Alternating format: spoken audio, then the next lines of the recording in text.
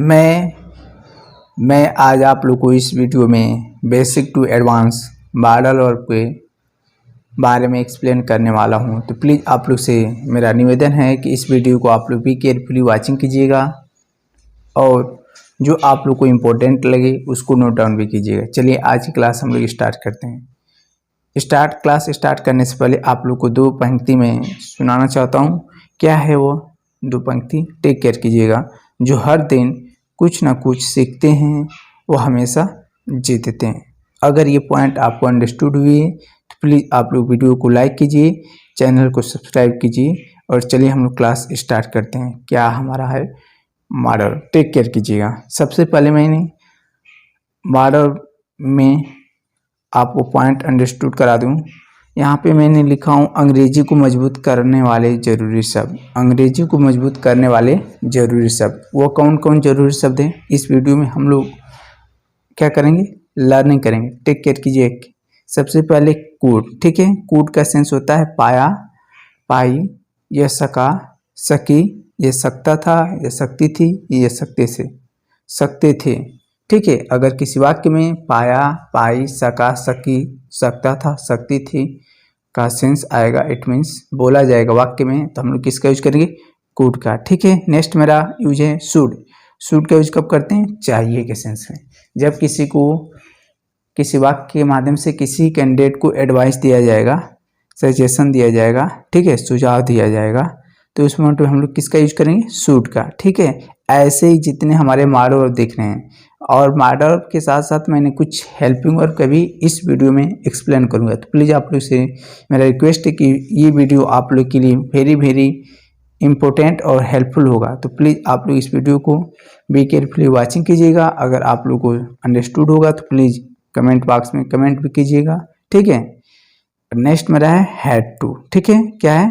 Had to. उसके बाद does, उसके बाद हैज़ टू, उसके बाद going, able to, need to, can be, had been, has been, had been, have to, about to, ठीक है। उसके बाद में एम, आर, वाज, विल, यानी कहने का सेंस मेरा ये है। इस वीडियो में आपको हेल्पिंग वर्ब भी देखने को मिलेगा और मॉडल भी, ठीक है। बेसिक टू एडवांस में एक्सप्लेन करूंगा और कुछ लोगों को ये वीडियो बहुत हेल्पफुल होगा। तो प्लीज़ आप लोग वीडियो को भी के लिए वॉचिंग कीजिएगा, ठीक है। ये जितने आपको स्लाइड पे दिख रहे हैं सबके बारे में एक्सप्लेन करूंगा। चलिए हम लोग आगे की ओर बढ़ते हैं, ठीक है। आर टू भी है, वुड भी है, अबाउट टू भी है, हैज है, हैड भी है, ठीक है। वाज टू है, व्हाट टू है, एबल टू है, ठीक है। चलिए हम लोग क्या करते हैं, एक एक मतलब यूज को लेते हैं, ठीक है। मॉडल से या हेल्पिंग वर्ड से। पहले मॉडल में स्टार्ट करता हूँ, ठीक है। बीच में कोई हेल्पिंग वर्ड भी आएगा तो आप लोग नोट डाउन कीजिएगा। चलिए हम स्टार्ट करते हैं। सबसे पहले आपका यूज है कैन, ठीक है। स्ट्रक्चर आपका वेरी वेरी इंपॉर्टेंट। सबसे पहले आप लोग स्ट्रक्चर नोट डाउन कीजिएगा। स्ट्रक्चर में रहा है सब्जेक्ट, उसके बाद कैन, उसके बाद V1, उसके बाद आपका ऑब्जेक्ट, ठीक है। इसका यूज कब किया जाता है? प्रेजेंट में। कब किया जाता है? प्रेजेंट में। जब आप किसी वाक्य में एक्शन अपना बताते हैं, यानी कि पावर बताते हैं किसी वाक्य में, ठीक है। जैसे मैं बोल सकता हूँ तो आप बोलेंगे आई कैन स्पीक। मैं लिख सकता हूँ, आई कैन राइट। मैं अंग्रेजी और हिंदी दोनों बोल सकता हूँ तो I can speak English and Hindi, ठीक है। बोथ भी बोल सकते हैं, बोथ इंग्लिश एंड हिंदी, ठीक है। मैं अंग्रेजी और हिंदी में अनुवाद बना सकता हूँ तो आप बोलेंगे I can translate into Hindi to English, ठीक है। यानी कि जब आप पावर शो आउट करेंगे तो किसका यूज करेंगे? कैन का, ठीक है। इसके बाद एबिलिटी शो आउट करेंगे तो भी किसका यूज करेंगे? कैन का, ठीक है। समझ में आ रही बात? यानी कहने का सेंस ये, प्रेजेंट में जब आप अपना एक्शन शो आउट करेंगे तो हम किसका यूज करेंगे? कैन का। तो स्ट्रक्चर इसका होगा सब्जेक्ट, ठीक है, उसके बाद कैन, उसके बाद आपका V1, उसके बाद आपका ऑब्जेक्ट, ठीक है। वेरी वेरी इंपॉर्टेंट स्ट्रक्चर ही है। स्ट्रक्चर नोट डाउन कर लीजिए। अब चलिए हम लोग क्या करते हैं? सेंटेंस प्रैक्टिस करते हैं। सबसे पहले वो सपोर्ट डेट मेरा सेंटेंस है, वह कर सकता है। इस सेंटेंस में किसकी बात की जा रही है? पावर की। तो बोलेंगे ही कैन डू। हम आ सकते हैं तो बोलेंगे वी कैन कम। वो देख सकता है या वह देख सकता है तो बोलेंगे ही कैन वॉच। आप चल सकते हो तो बोलेंगे यू कैन वॉक। वह बोल सकती है। इसका translate into English himself करना है, ठीक है। आपको पता है तो कमेंट बॉक्स में कमेंट कीजिएगा, नहीं पता होगा तो नो लिख करके भी कमेंट कीजिए, मैं इसका रिप्लाई दूंगा। ठीक है, अगर आपको आता होगा तो करिएगा प्लीज़। नेक्स्ट मेरा है कैन बी। कैन बी का यूज हम लोग उस मोमेंट में करते हैं जब हो सकते हैं का सेंस आए। क्या हो सकते हैं का सेंस आएगा तो हम लोग किसका यूज करेंगे? कैन का। ठीक है, इसका स्ट्रक्चर है सब्जेक्ट, उसके बाद कैन बी, उसके बाद अदर वर्ड। ठीक है, जब होने का सेंस आएगा तो हम लोग किसका यूज करेंगे? कैन का। ठीक है, जैसे आप स्ट्रक्चर नोट डाउन कर लीजिए कि स्ट्रक्चर वेरी वेरी इंपॉर्टेंट है। जैसे वह घर पर हो सकता है तो बोलेंगे he can be at home. होने के लिए हम क्या यूज किए? बी। ठीक है, वेरी वेरी इंपॉर्टेंट पॉइंट है। मम्मी रसोई में हो सकती है तो बोलेंगे mummy can be in kitchen. ठीक है, मेरा भाई स्कूल में हो सकता है तो बोलेंगे my brother can be at school. ठीक है, नेक्स्ट पापा ऑफिस में हो सकते हैं तो बोलेंगे पापा कैन बी इन ऑफिस या इन द ऑफिस। नेक्स्ट सेंटेंस की ओर हम लोग मूव करते हैं। नेक्स्ट वह बिजी हो सकता है, इसका ट्रांसलेट इनटू हिमसेल्फ करना है। हर एक स्लाइड पे मैं एक एक सेंटेंस आप लोग को लिए मतलब क्या क्यों उसका ट्रांसलेट इनटू इंग्लिश नहीं किया हूँ, आप लोग को करना है। ठीक है, तो प्लीज़ आप लोग उसका ट्रांसलेट इनटू इंग्लिश जरूर कीजिएगा। ट्राई टू मेकिंग सेंटेंस यानी वाक्य बनाने की कोशिश कीजिएगा। नेक्स्ट मेरा यूज है कुड। अभी कुड के बारे में ऊपर एक्सप्लेन किया था कि कुड का यूज तब करेंगे जब किसी सेंटेंस में किसी वाक्य में सका, सकी या पाया या सकता था या सकती थी या सकते थे बोला जाए। ठीक है, तो हम किसका यूज करेंगे? कुड का। इसका स्ट्रक्चर है सब्जेक्ट, उसके बाद कुड, उसके बाद भीमन, उसके बाद आपका ऑब्जेक्ट। ठीक है ना, स्ट्रक्चर आप लोग नोट डाउन कीजिए, स्ट्रक्चर नोट डाउन कर लेंगे तो आपको सेंटेंस बनाने में इजी होगा। ठीक है ना, जैसे सपोज दैट मेरा सेंटेंस है मैं नहीं कर पाया तो आप क्या बोलेंगे?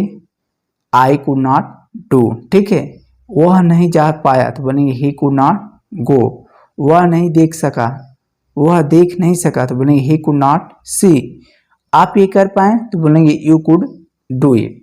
ठीक है, नेक्स्ट सेंटेंस है वह आपसे बात नहीं कर सका, इसका ट्रांसलेट इनटू इंग्लिश हिमसेल्फ करना है। वह आपसे बात नहीं कर सका।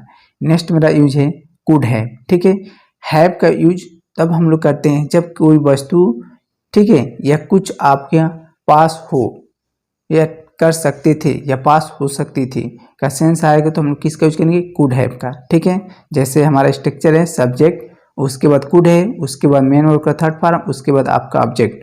जैसे मैं बोलूँ तुम वहाँ जा सकते थे तो बोलेंगे you can have gone there. तुम वहाँ जा सकते थे तो आप बोलेंगे you could have gone there. तुम्हारे पास कार हो सकती थी तो बोलेंगे you could have a car. मेरे पास पैसा हो सकते थे तो आई कुड हैव मनी।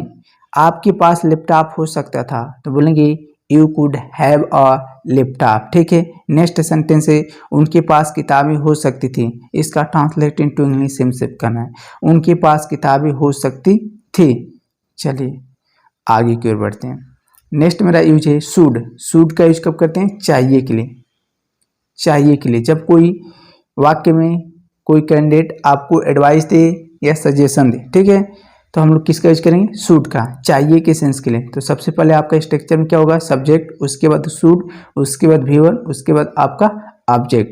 ठीक है, सब्जेक्ट, शुड, V1, उसके बाद आपका ऑब्जेक्ट। ठीक है, स्ट्रक्चर ही नोट डाउन करना है आपको, वेरी वेरी इंपॉर्टेंट स्ट्रक्चर ही है। स्ट्रक्चर ही आपको इंग्लिश बोलना सिखाएगा। ठीक है, तो स्ट्रक्चर नोट डाउन कीजिए और एक एक दो दो सेंटेंस आप हिमसेल्फ बनाने की कोशिश कीजिए।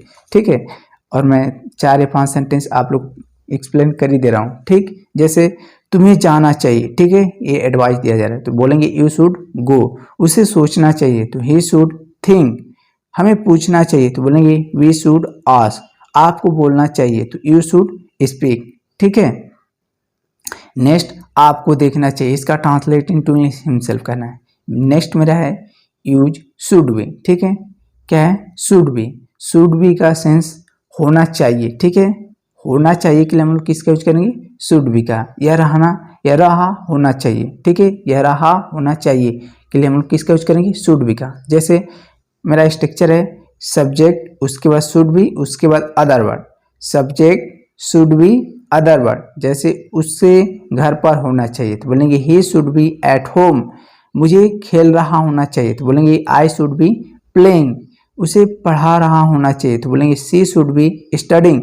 रवि को स्कूल में होना चाहिए तो बोलेंगे Ravi should be in the school. Ravi should be in the school. ठीक है, नेक्स्ट, टीना को सो रहा होना चाहिए, इसका ट्रांसलेट इनटू इंग्लिश हिमसेल्फ करना है। ठीक है, मीना को सो रहा होना चाहिए या टीना को। नेक्स्ट मेरा यूज है वुड है। क्या है? वुड है।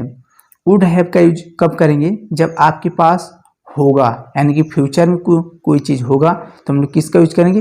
वुड हैव का। या काम कर चुका होगा के लिए हम लोग किसका यूज करेंगे? वुड हैव का। इसका स्ट्रक्चर है सब्जेक्ट, उसके बाद वुड, उसके बाद आपका हैव, उसके बाद मेन वर्ब का थर्ड फॉर्म, उसके बाद आपका ऑब्जेक्ट। जैसे मान लो उसके पास पेन होगा तो ही वुड हैव पेन। वह खेल चुका होगा तो ही वुड हैव प्लेड। वह देख चुके होंगे तो दे वुड हैव सीन। पापा घर जा चुके होंगे तो papa would have come to house या होम। ठीक है, रोहन पढ़ चुका होगा, इसका ट्रांसलेट इनटू इंग्लिश आपको करना है, रोहन पढ़ चुका। नेक्स्ट मेरा है यूज मस्ट बी। क्या है? Must be. मस्ट बी का यूज कब करेंगे? जब कोई आपको किसी सेंटेंस में, किसी वाक्य में निश्चित ही बोले कि आपको निश्चित ही स्कूल जाना चाहिए, या अवश्य स्कूल जाना चाहिए, या जरूर जाना चाहिए, ऐसा सेंटेंस सुनने को मिलेगा तो आप लोग किसका यूज करेंगे? ठीक है, मस्ट बी का। ठीक है ना, या होना चाहिए। जैसे मतलब आपके स्कूल में होना चाहिए, वह पक्का घर पर हो सकता है। ठीक है, वह पक्का स्कूल में हो सकता है, ऐसा सेंस सुनने को मिलेगा। बी लगाएंगे तो होने का सेंस देना चाहिए। ठीक है, अगर बी नहीं लेगा तो आप सिंपल में सेंटेंस बोलेंगे वह अवश्य घर जा सकती है, वो अवश्य स्कूल जा सकती है, वो अवश्य दिल्ली जा सकती है, ऐसा सेंटेंस सुनने को मिलेगा। लेकिन बी लेगा तो बोला जाएगा वह अवश्य घर पर हो सकती है, वह अवश्य स्कूल पर, उसे अवश्य स्कूल पर होना चाहिए, ऐसे बोल सकते हैं। ठीक है, समझ में आ रही बात? जब 100% श्योर होंगे तो आप लोग किस होने के सेंस में तो आप किसका यूज करेंगे? मस्ट बी का। जैसे वह पक्का घर पर हो सकता है तो बोलेंगे he must be at home. ठीक है, वह पक्का देख रहा होगा तो बोलेंगे he must be watching. Rahul जरूर पढ़ रहा होगा तो राहुल मस्ट बी रीडिंग। पापा अवश्य ऑफिस में हो सकते हैं तो बोलेंगे papa must be in the office. Papa must be in the office, papa must be in the office. Next sentence है मम्मी जरूर खाना बना रही होगी, इसका ट्रांसलेट इनटू इंग्लिश हिमसेल्फ करना है। Next may have. क्या है? May have. मे हैव का यूज कब करेंगे? जब आपके पास शायद होगा का सेंस आएगा सेंटेंस में, वाक्य में, तो हम लोग किसका यूज करेंगे? मे हैव का। स्ट्रक्चर में मेरा क्या है? सब्जेक्ट, उसके बाद मे हैव, उसके बाद मेन वर्ब का थर्ड फॉर्म, उसके बाद आपके पास ऑब्जेक्ट। जब आप पॉसिबिलिटी शो आउट करेंगे, संभावना प्रकट करेंगे, ठीक है, तो हम लोग किसका यूज करेंगे? मे हैव का, पास के सेंस में। ठीक है, पास के सेंस में संभावना शो आउट करेंगे तो हम लोग किसका यूज करेंगे? मे हैव का। जैसे उसके पास शायद कार होगी तो बोलेंगे ही मे हैव अ कार। वह शायद खेल चुका होगा तो ही मे हैव प्लेड। तुम शायद पढ़ चुकी होगी तो बोलेंगे यू मे हैव स्टडी। वह शायद जा चुका होगा, ही may have gone.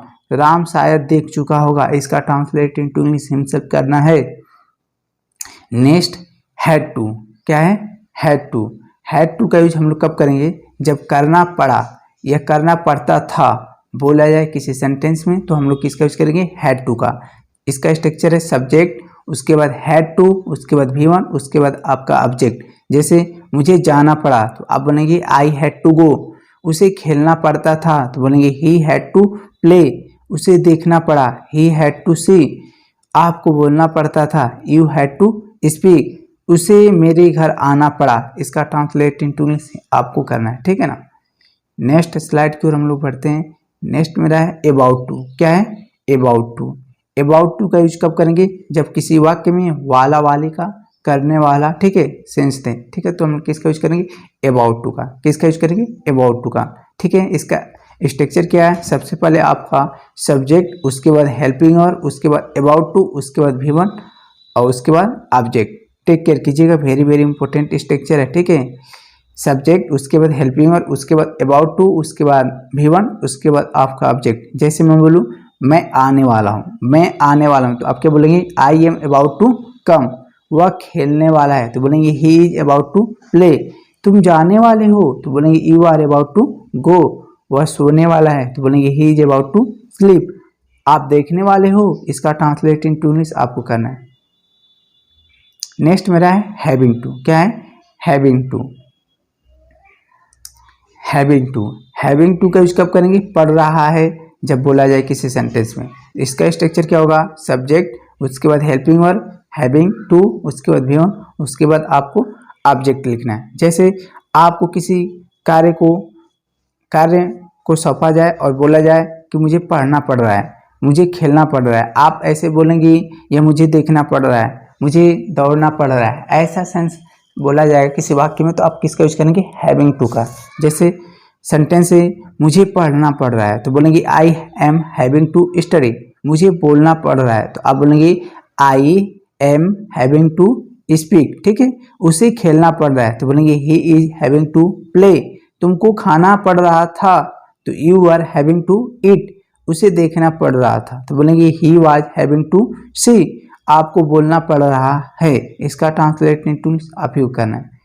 Next slide की ओर हम लोग बढ़ते हैं। नेक्स्ट मेरा है हेल्पिंग वर्ब डू और डज। क्या है, डू और डज। मैं आप लोग को विश्वास दिलाता हूं कि इस वीडियो को आप भी केयरफुली वाचिंग करेंगे तो इस वीडियो में आपको बहुत अच्छे स्ट्रक्चर भी नोट डाउन करने को मिलेंगे और अंडरस्टूड करने को मिलेंगे, और मैं एक्सप्लेन भी कर रहा हूँ, ट्राई टू एक्सप्लेनिंग, ठीक है। और मैं आज ही आप लोग की इस वीडियो के माध्यम से आधी अंग्रेजी सीखने का मैं कमांड करा दूंगा, तो प्लीज़ आप लोग से रिक्वेस्ट है इस वीडियो को भी केयरफुली वाचिंग कीजिए। वीडियो अच्छी लग रही है या लगेगी देखने के बाद तो आप लाइक भी कीजिएगा, कमेंट बॉक्स में अपनी राय कमेंट भी कीजिए, ठीक है। आप लोग के लिए मैं इतनी मेहनत करता हूँ, टाइप करना, ठीक है, चार्ट बनाना, स्लाइड बनाना, पीपीटी बनाना, सब कुछ करना पड़ता है। उस मेहनत को देख करके आप लोग वीडियो को लाइक किया करें। चलिए नेक्स्ट मेरा है हेल्पिंग और डू और डज। कोई कुछ नहीं करता है या करती है या करते हैं, ठीक है। निगेटिव हम लोग प्रेजेंट इंडिपेंडेंस में निगेटिव वाक्यों के लिए, निगेटिव सेंटेंस के लिए किसका यूज करते हैं, निगेटिव और इंटरोगेटिव के लिए डू और डज का, ठीक है। तो सपोर्ट डेट मेरा सबसे पहले क्या रहेगा, सब्जेक्ट, उसके बाद डू, उसके बाद ऑब्लिक डज, उसके बाद नॉट V1, उसके बाद आपका ऑब्जेक्ट, ठीक है। जैसे सेंटेंस बोला जाएगा वह नहीं जाता है तो बोलेंगे ही डज नॉट गो, वह नहीं आता है तो बोलेंगे ही डज नॉट कम, आप नहीं देखते हैं तो यू डू नॉट वॉच, क्या वे नहीं जानते हैं तो बोलेंगे डू दे नॉट, क्या वे नहीं जाते हैं तो बोलेंगे डू दे नॉट गो, क्या राम नहीं बोलता है तो बोलेंगे डज राम नॉट स्पीक, ठीक है। आप नहीं खेलते हो, इसका ट्रांसलेटिंग टर्म्स आपको करना है। नेक्स्ट मेरा हैज हैव बीन। क्या है, हैज हैव बीन, ठीक है। इसका सेंस होता है इट मीन्स किया जा चुका है या हो गया है, ठीक है। सबसे पहले आपका ऑब्जेक्ट रहेगा, उसके बाद हैज हैव, उसके बाद बीन, उसके बाद V3, ठीक है। ये पैसिव वॉइस का सेंटेंस सब है, ठीक है। तो जैसे राम को भेजा गया तो बोलेंगे राम हैज बीन सेंट, मुझे घर बुलाया गया तो बोलेंगे I have been called home, बच्चे को पढ़ाया गया तो बोलेंगे चिल्ड्रन हैव बीन टॉट, उसे इस घर में बताया गया, उसे इस बारे में बताया गया, उसे इस बारे में बताया गया तो बोलेंगे he has been told about this, आपको कॉल किया गया। इसका ट्रांसलेटिंग टर्म्स आप ही को करना है। चलिए आगे की ओर बढ़ते हैं। नेक्स्ट मेरा विल बी। क्या है, विल बी। विल बी का सेंस होता है रहा होगा। क्या, रहा होगा। इसका स्ट्रक्चर है सब्जेक्ट, उसके बाद विल बी, उसके बाद V1, उसके बाद ING, उसके बाद आपका ऑब्जेक्ट, ठीक है। जब आप फ्यूचर कंटिन्यूअस टेंस में रहा होगा, रही होगी का सेंस बोलेंगे तो हम लोग किसका यूज करेंगे, सब्जेक्ट के साथ विल बी, उसके बाद V1, उसके बाद ING। जैसे वह खेल रहा होगा तो बोलेंगे ही विल बी प्लेइंग, वह देख रहा होगा तो बोलेंगे दे विल बी वाचिंग, ठीक है। पापा दिल्ली जा रहे होंगे तो papa will be going to Delhi, papa will be going to Delhi. वह क्रिकेट खेल रहा होगा तो बोलेंगे he will be playing cricket, ठीक है। रहा होगा का सेंस आएगा तो हम लोग किसका यूज करेंगे, विल बी का, और विल बी के साथ V1 प्लस ING का भी यूज करेंगे। आप वीडियो देख रहे होंगे, ठीक है। इसका ट्रांसलेटिंग टर्म्स आपको करना है हिमसेल्फ। नेक्स्ट मेरा हेल्पिंग और डिड, ठीक है। डिड का यूज कब करेंगे, किसी के पास कुछ नहीं था। जैसे सपोर्ट डेट मेरा सेंटेंस मेरे पास कार नहीं थी तो बोलेंगे I did not have a car, क्या आपके पास पैसे नहीं थे तो did you not have money, उसके पास पैसे नहीं थे तो बोलेंगे he did not have money. आपके पास किताबें नहीं थी, you did not have books, Ram के पास बाइक नहीं था, ठीक है। इसका ट्रांसलेटिंग टूल्स आपको करना है। नेक्स्ट है हैज हैव। क्या है, हैज हैव। हैज हैव का यूज कब करेंगे, जब किसी वाक्य में चुका है, लिया है, ली है, दी है, लिया है, दिया है। ठीक है, बोला जाए किसी सेंटेंस में, किसी वाक्य में, तो किसका यूज करेंगे? हैज और हैव का। अगर मेरा सेंटेंस में एक वचन की बात होगी तो हैज, बहुवचन की बात होगी तो हैव, यानी कि ही सी इट नेम के साथ हैज का यूज करेंगे, आई वी दे के साथ हैव का यूज करेंगे। ठीक है, जब एक्शन आपका कंप्लीट हो चुका हैगा, ठीक, चुका है, ठीक है ना, प्रेजेंट में बोलेंगे तो। ठीक है, यह कर लिया है, यह कर दिया है, ऐसा सेंटेंस सुनने को मिलेगा तो आप लोग किसका यूज करेंगे? हैज और हैव का। और मेन वर्ब के कौन सा फॉर्म में होगा? Third form. जैसे वह गया तो बोलेंगे ही हैज गॉन। उसने एक किताब नहीं खरीदी तो बोलेंगे he has bought a book. उसने एक किताब खरीदी तो he has bought a book.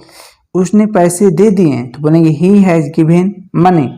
वह घर आ चुका है तो बोलेंगे ही हैज कम। वह घर आ चुका है तो बोलेंगे ही हैज, वह घर आ चुका है तो बोलेंगे he has come to house. ठीक है, नेक्स्ट है वह खाना खा लिया था। इसका ट्रांसलेटिंग टूल्स आपको करना है। नेक्स्ट मेरा यूज है मे हैव। क्या है? May have. शायद होगा। ठीक है, क्या होगा? शायद होगा बोला जाएगा तो किसका यूज करेंगे? मे हैव का। जैसे सबसे पहले आप करेंगे स्ट्रक्चर में सब्जेक्ट, उसके बाद मे है, उसके बाद मेन वर्ब का थर्ड पार्ट, उसके बाद आपका ऑब्जेक्ट। जैसे उसके पास शायद कार होगी तो बोलेंगे ही मे हैव अ कार। वह शायद खेल चुका होगा तो बोलेंगे ही मे हैव प्लेड। तुम शायद पढ़ चुके होगे तो बोलेंगे यू मे हैव स्टडी। वह शायद जा चुका होगा तो बोलेंगे ही मे हैव गॉन। ठीक है, राम शायद देख चुका होगा। इसका ट्रांसलेटेड इंग्लिश आपको करना है। नेक्स्ट स्लाइड की ओर हम बढ़ते हैं और रहा मेरा ये लास्ट स्लाइड। अगर आप लोग को वीडियो अच्छी लगी है तो वीडियो को लाइक कीजिएगा और चैनल को सब्सक्राइब कीजिएगा और कमेंट बॉक्स में अपनी राय कमेंट करने का कष्ट भी कीजिएगा।